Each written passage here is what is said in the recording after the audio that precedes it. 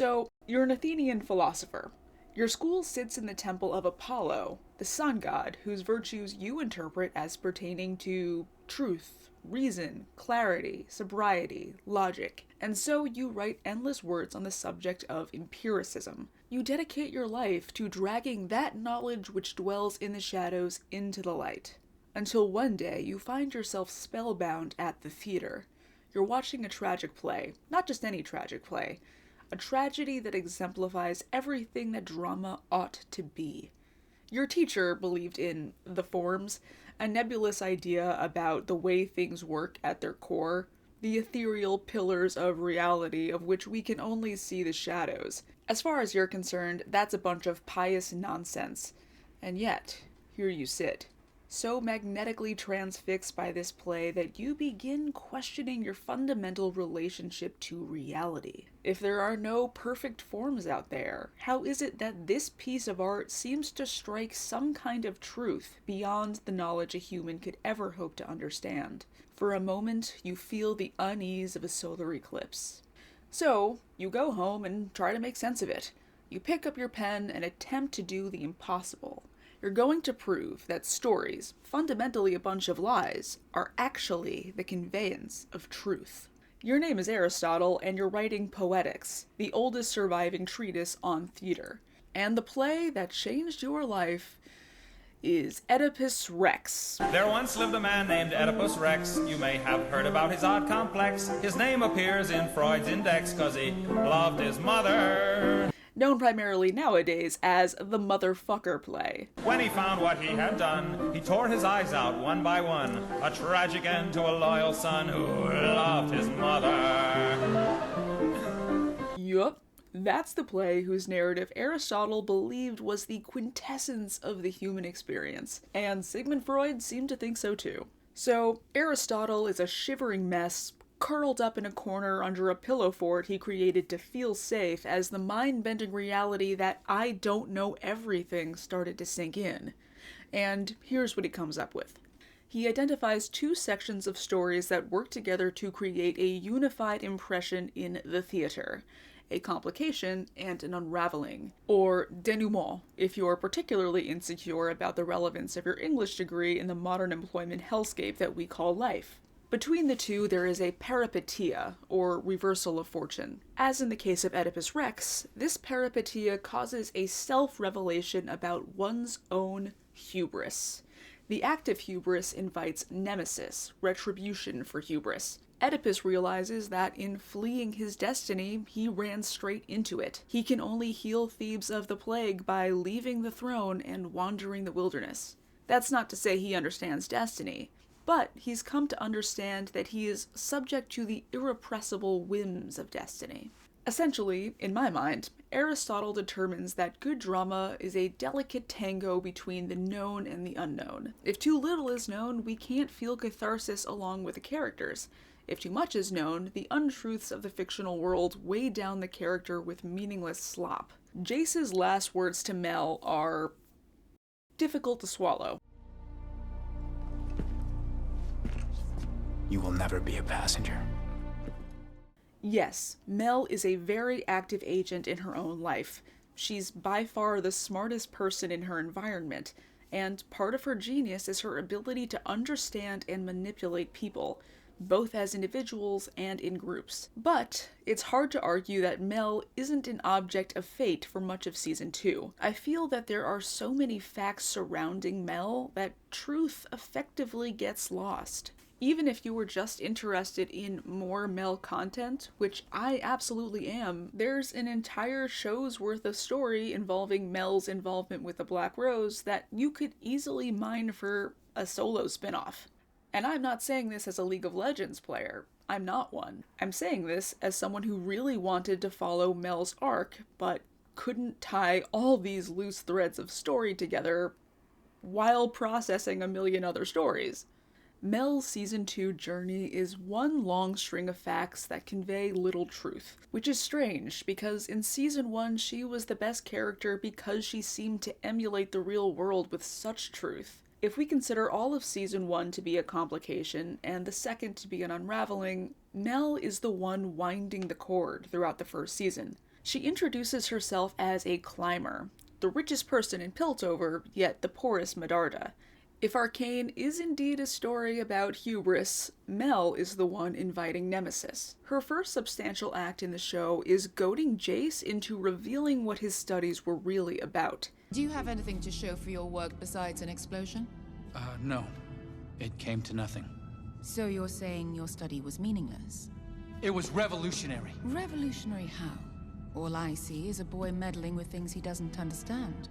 The Academy seems to have loosened its standards. This is a fine line. If we condone this, what's Ridiculous, next? really. The Council has more important... Why is the Academy pronouncing This is Perhaps we should just finish I was this. trying to create magic.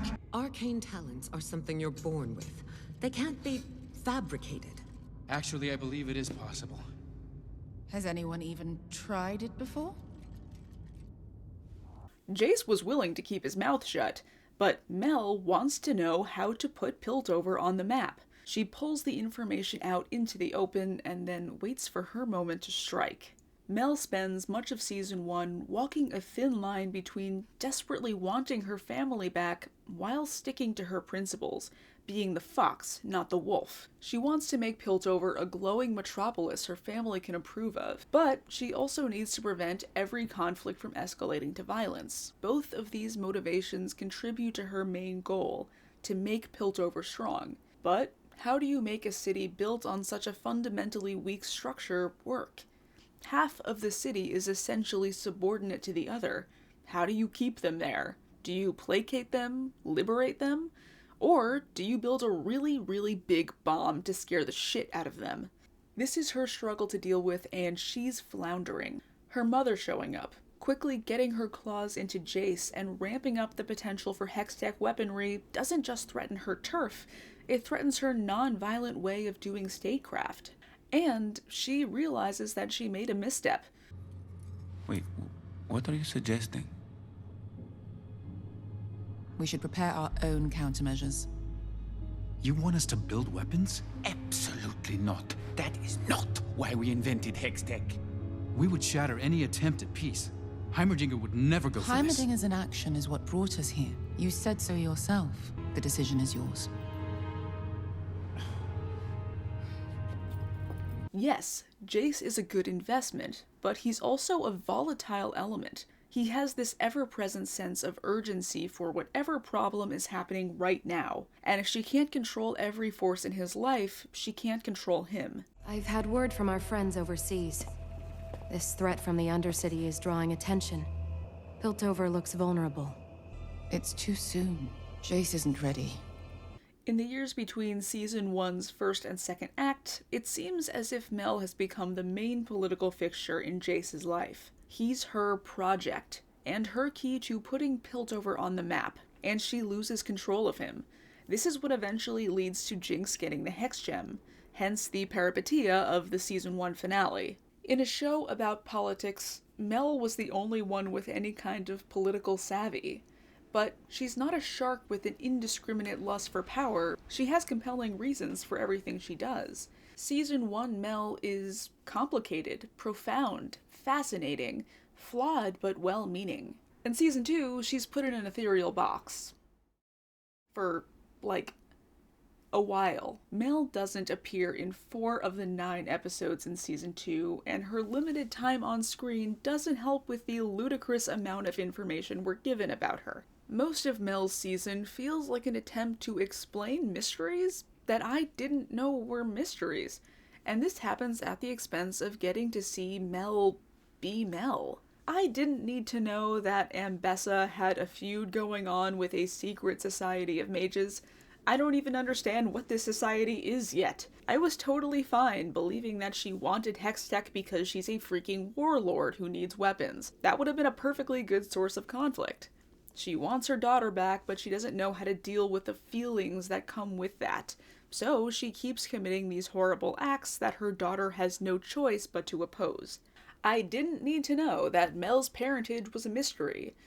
Why would I ever need to know that? Why would it be so crazy to believe that Ambessa had a child with a mage? She's horny as fuck. That's the most believable thing. Why is Mel saying Ambessa isn't a Medarda now? What does that even mean? Why was Kino so interested in who his mother slept with before he was born? Why? Why? Why? Why? Why? I also didn't need Mel to get a new power. She was already extremely powerful. She's brilliant and charming and driven and rich. What, is she more interesting now that she can shoot gold light out of her hands? Is that what you think I was waiting to see from Mel's journey? No. I didn't want her to earn Ambessa's approval. I didn't want her to become the wolf. All that's happened is that she's conformed more to her mother's ideals of the strong killing the weak to protect their own. Whoopee. Even the scene of her holding her dying mother is weighed down by confusion. If I don't understand why or how she earned the skills to help her win the day, it's not particularly interesting to see her win, is it? Also, it seems like there is some implication that she somehow outsmarted the Black Rose and her mother, but I don't understand how. There's this part in the end where she's beating the mage who has somehow helped her beat Ambessa, which is sort of unclear why she needed to be involved, but whatever. And she says to that mage, I see your face, deceiver.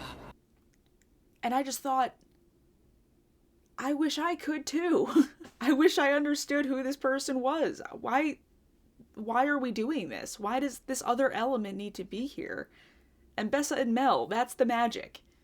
The mother-daughter thing is interesting. Why is this third party involved in it at all? I know I shouldn't make suggestions for changes to the plot that nobody asked for, but I can't help but feel that there are far more Mel-esque ways for Mel to beat her mother. Maybe she offers Victor something he wants more than Ambessa's soldiers. Maybe she could have spent the season winning Caitlin back from Ambessa's clutches.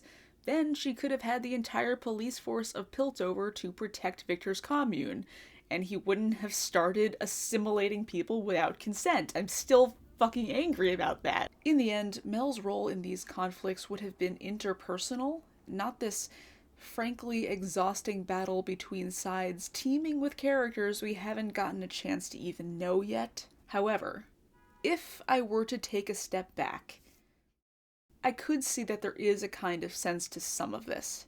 As we said, Mel spends season 1 inciting the ire of the Fates. She is the engine behind the hubris of Hextech, and she has incited Nemesis from the Undercity. Jinx is her great reckoning in the season 1 finale. Mel is the most powerful player in the room, more so than her mother, who is a guest in a foreign land. But she can't control the workings of a city that was falling apart long before her. And because she didn't have the humility to serve the people of the Undercity, because she ran away with her self-interested notions of progress, she is responsible for this act of mass violence. And she is the cause of the events that lead to the violence of the finale.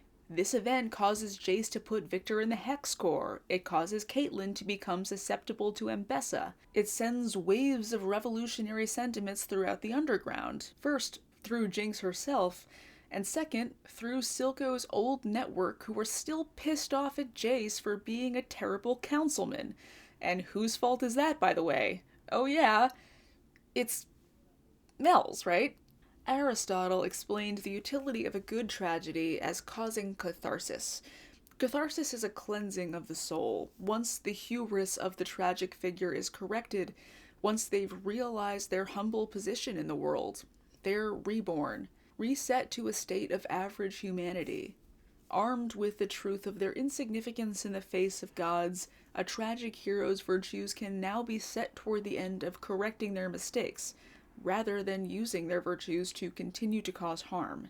Mel has her own version of being exiled into the wilderness. She is, rather unceremoniously, one might say hilariously, pulled into the isolation of the Oculorum prison cell.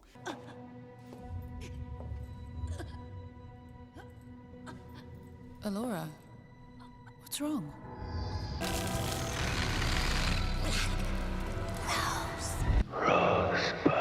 From here, we learn that Mel has a less auspicious heritage than she believed, or something like that. She isn't a wolf or a fox, she's a mage. Her power isn't political. She's destined to be something like an outlaw for the rest of her life. Remember, Piltover was founded to escape the warmongering of mages, not cultivate it. We're told that in, like, the second episode. Medardas hate mages too, if you remember. Mages set a ceiling for human growth that must be respected, and that's antithetical to Noxian principles. Mel has an interesting takeaway from her time in the Ocularum. She tries to use her intellect to get herself out,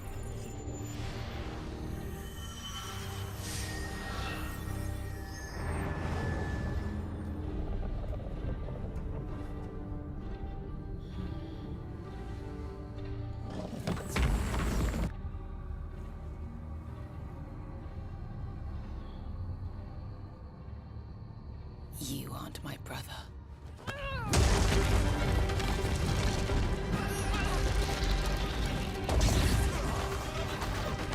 Who are you? What have you done with Kino? but in the end, she has to rely on some inborn power that she has an innate understanding of.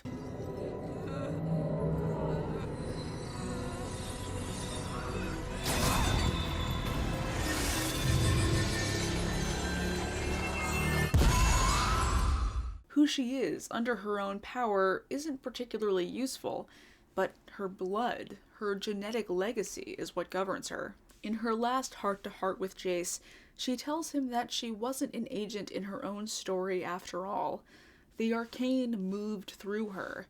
She doesn't act under her own power any more than a river chooses to flow. She sees herself as something of a tragic hero, describing her impotent exercises of political power as self-pity. Indeed, that's how it feels to be a Mel Stan this season. She truly seems at the mercy of forces that she can barely understand. It kind of makes sense that she would be so removed from the environment that she's become so skilled at maneuvering through. She can't use other people to achieve her own ends anymore.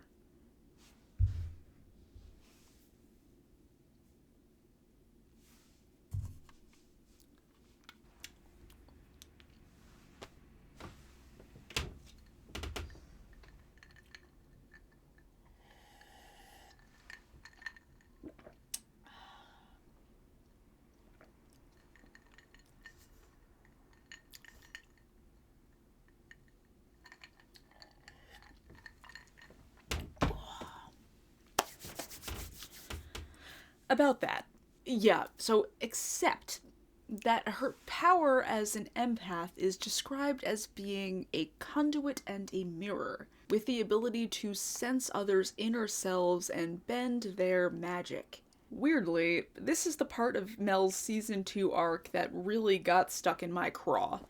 Not only is it functionally meaningless because Mel's power manifests as a homogeneous gold barrier against any opponent she's up against, but also, all it does is make her most defining characteristics annoyingly literal. Let me show you my favorite Mel moment of the first season. Oh, I stopped being part of this family the moment you cast me out. Why?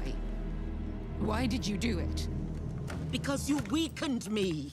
I couldn't endure the look in your eyes whenever I made the necessary decisions to keep us safe. How beautiful and heartbreaking is that?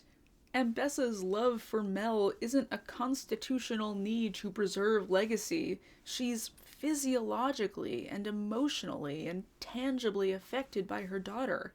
She's moved and influenced by her, who she is, her opinions, her judgments.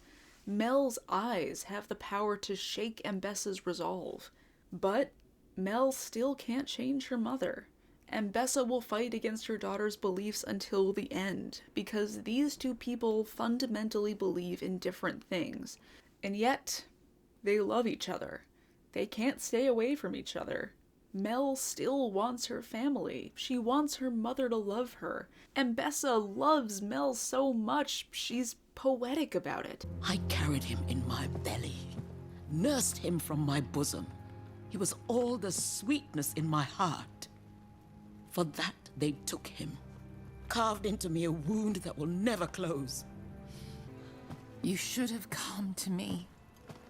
You'd have made the impossible intolerable. I did what you could not. For you.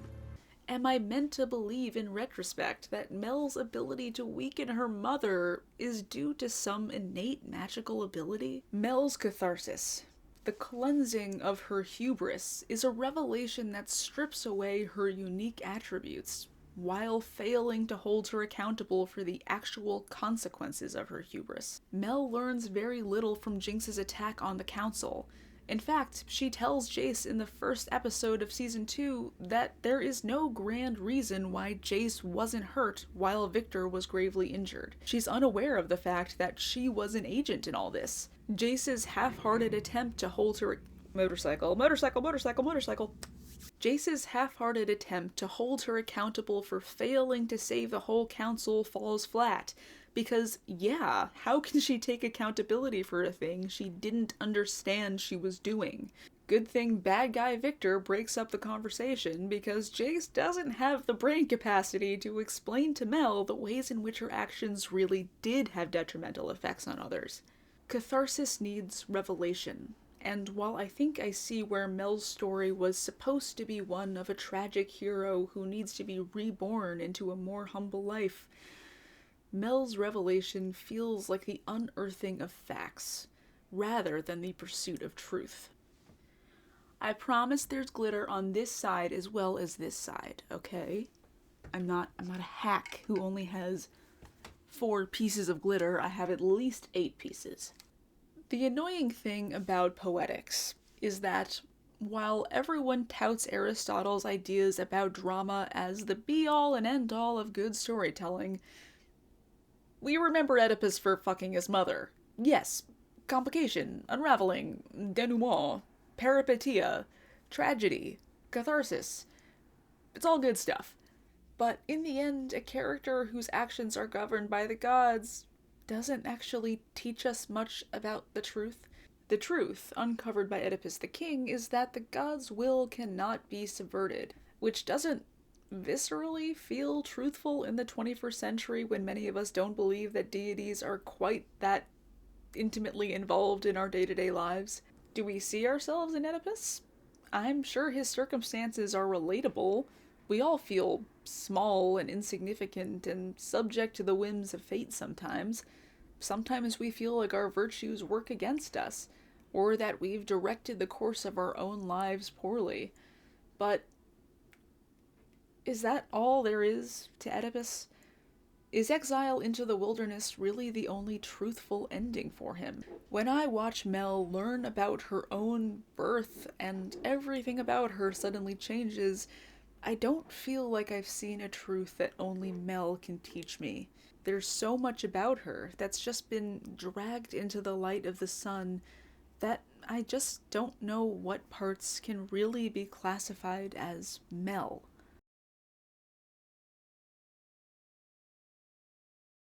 Please remember to like and comment and subscribe.